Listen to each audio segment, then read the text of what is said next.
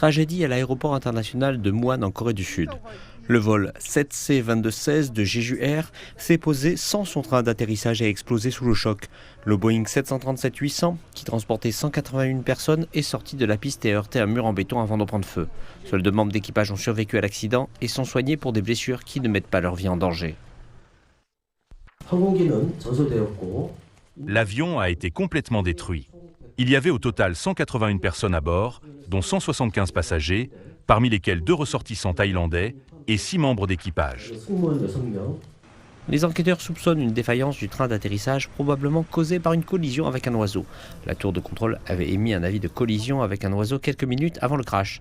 Les pilotes ont lancé un appel de détresse environ 1 minute plus tard. L'enregistreur de données de vol et l'enregistreur vocal du cockpit ont été retrouvés, mais il faudra peut-être des mois pour déterminer la cause exacte de l'accident.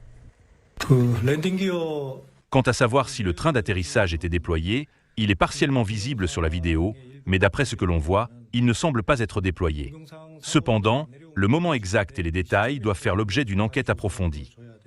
Les autorités ont installé une morgue temporaire à l'aéroport tandis que les familles pleurent la perte de leurs proches. Des hôtels commémoratifs seront installés dans tout le pays pour que les gens puissent présenter leurs condoléances.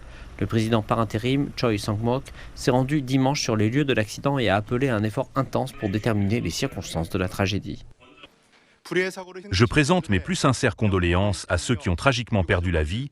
Je suis également profondément désolé et je voudrais réconforter les familles qui sont restées derrière. En tant que chef du gouvernement en exercice, responsable de la sécurité et de la vie de nos résidents, j'éprouve un chagrin indescriptible et un profond regret.